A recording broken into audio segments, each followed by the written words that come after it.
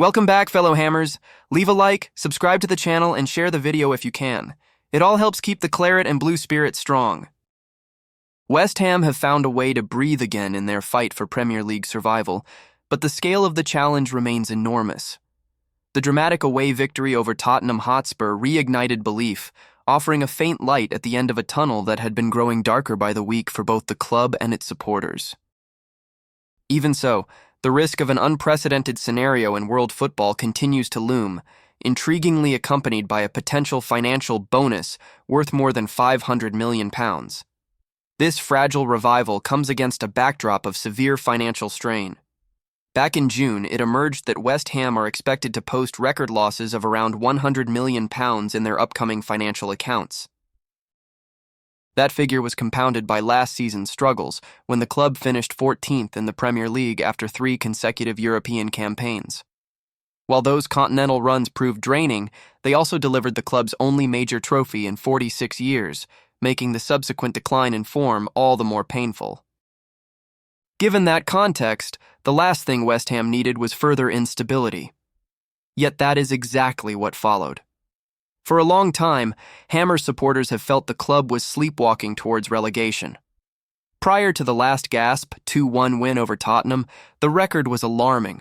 Just 19 victories in 78 Premier League matches dating back to the start of the year 2024. The contrast with earlier stages of the campaign only deepens the frustration.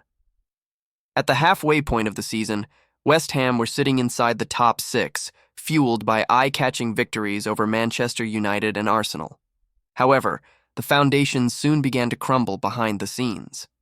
David Moyes rejected the terms of a proposed new contract that would have stripped him of final authority over transfers, handing that power to technical director Tim Steighton, who was later dismissed. At the same time, Moyes accepted the demotion of his son, Dave Jr., within the scouting department. When Moyes stated at the time that the deal had to be right for me and my family, it was a clear reference to those structural changes. This was not a routine contract negotiation, but a fundamental shift in control within the club. Later, then assistant manager Kevin Nolan went on record to say that West Ham began to unravel once players realized the offer had been withdrawn and that Moyes' departure was inevitable. From that moment on, the club entered what many have described as a slow-motion car crash.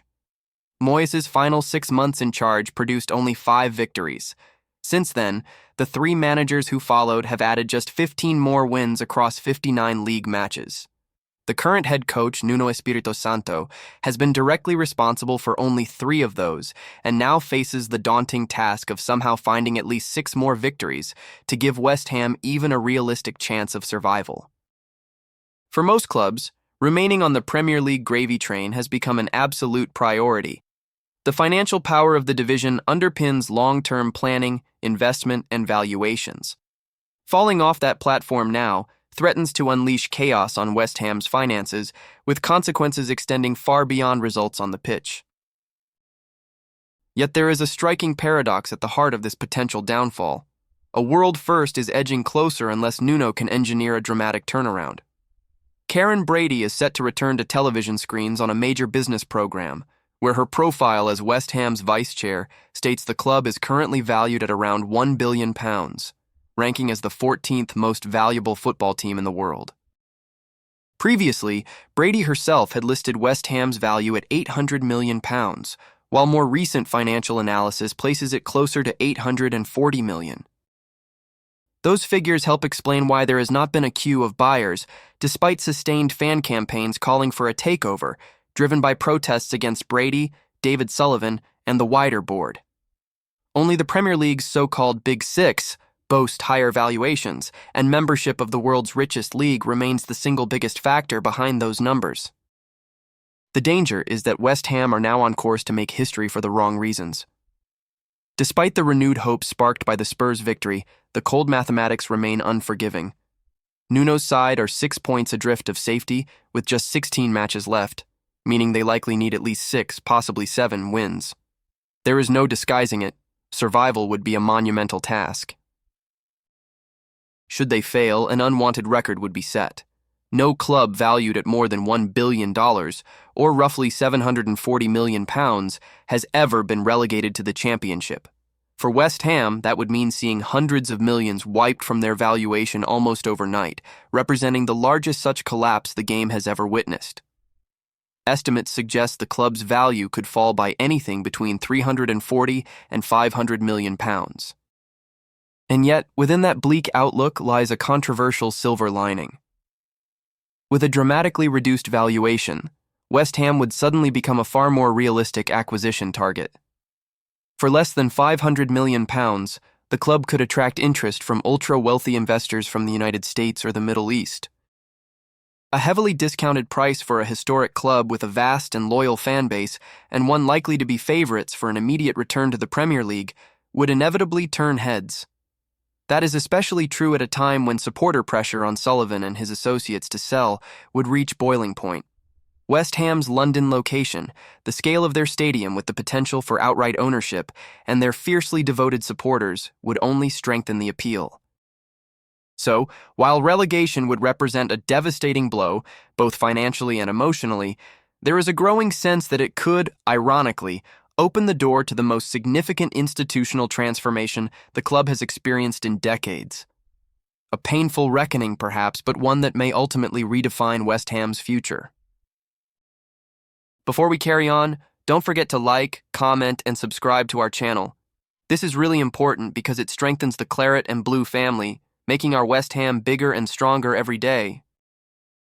West Ham United's finances have once again come under intense scrutiny, and for more than one reason.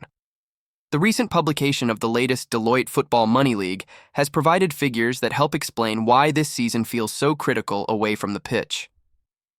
Despite a turbulent campaign, West Ham still sit among the 20 clubs generating the highest revenue in world football, a status that underlines the scale and latent strength of the institution.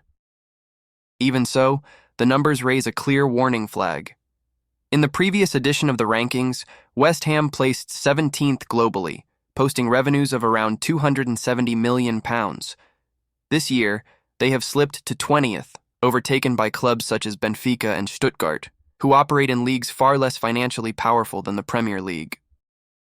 The drop has been significant, with revenue falling by roughly 14% to approximately £240 million. That decline has reignited debate over the causes behind West Ham's financial slowdown and what it may mean for the club's future and for majority shareholder David Sullivan. Specialist analysis has shed light on the situation, explaining that a reduction of around £30 million in revenue had been anticipated and reflects a blend of sporting underperformance and structural issues within the club. At first glance, the fall in revenue and ranking appears purely negative. Yet there is a deeper interpretation. Of the 20 clubs listed in the Money League, only 2 competed in no European football whatsoever during the 2024 to 2025 season, Newcastle United and West Ham. The difference is that Newcastle finished significantly higher in the Premier League, which brought greater prize money and also ended a long trophy drought, sparking notable increases in matchday income and retail sales. That gap has been widened further by commercially advantageous sponsorship arrangements elsewhere, making the contrast even starker. Still, the fact West Ham remain inside the global top 20 despite the absence of European football highlights 2 key realities. First, the immense potential of the club if it were to be managed under a genuinely astute ownership structure. Second, the extent to which that potential has been squandered over recent years. The picture becomes even more concerning when looking ahead. Projections suggest West Ham are likely to record losses approaching £100 million in their 2024 to 2025 accounts. Those losses are driven by rising transfer amortization, high wage commitments, operating costs, and the drop in revenue. However, survival in the Premier League would offer a degree of protection under existing sustainability regulations. Remaining in the top flight would allow the club to move into a new regulatory framework that assesses financial health based on the ratio between revenue and first-team costs, rather than purely on profit and loss. This model allows for a degree of flexibility over multiple seasons. Relegation, however, would change the outlook entirely. In the Championship, the regulatory environment is far more restrictive. Financial losses of this scale would become a near unmanageable burden, forcing a radical recalibration of the club's cost base. That would almost certainly mean major player sales, sweeping operational cutbacks, and a level of restructuring far beyond what most relegated clubs are required to endure. As a result, the stakes for West Ham are higher than for nearly any other club facing relegation in recent Premier League history. Against that backdrop, the January transfer window takes on critical importance. Spending now may feel risky, but in reality, investing to avoid relegation could save the club hundreds of millions of pounds in the longer term. David Sullivan has already backed head coach Nuno Espirito Santo with 2 new signings, yet there is a widespread sense that this support may still fall short of what is required. The team remain adrift of the safety zone and are crying out for defensive reinforcements before survival can be viewed as a genuine possibility. The urgency is clear, and as has been explained, money spent in January could ultimately prove to be money saved.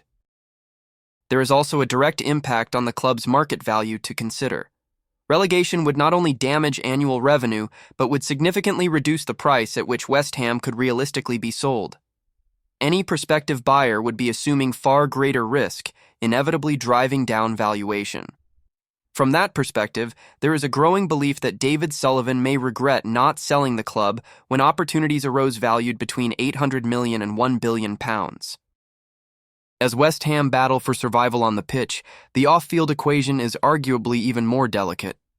The club finds itself at a historic crossroads, where decisions taken now will shape not just the outcome of this season, but the financial and institutional direction of West Ham United for many years to come.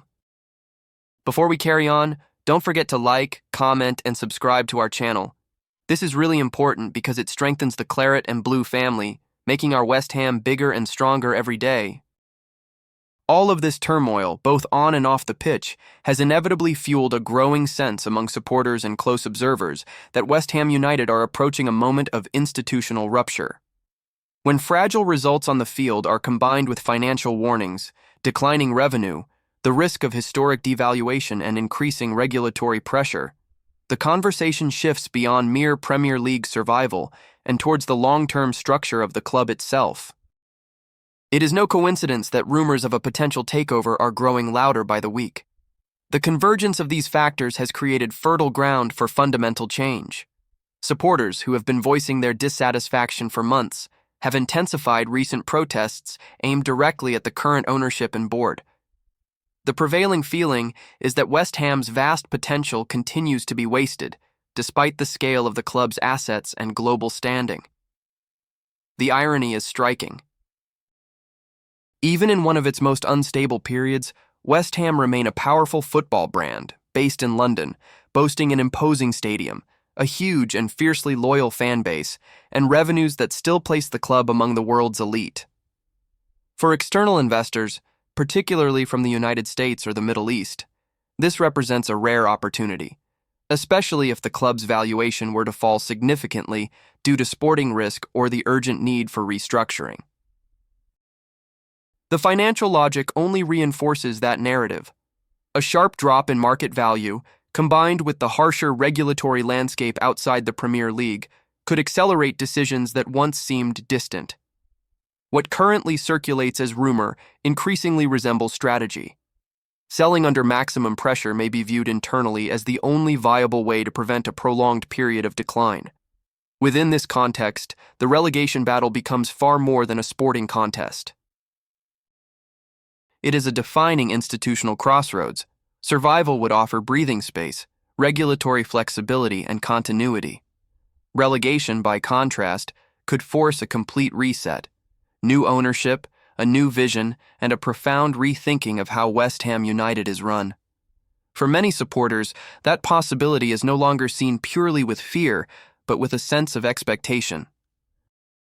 Immediate pain could paradoxically open the door to a more ambitious and coherent future aligned with the true stature of the club. Between protests, boardroom whispers, and critical decisions in the transfer market, West Ham United stand on the brink of a moment that may redefine their modern history, whether through resilience or through inevitable change. We'll wrap it up here for now. If you like the content, give it a thumbs up, share it around, and subscribe so you don't miss what's coming next. Thanks for watching. See you soon.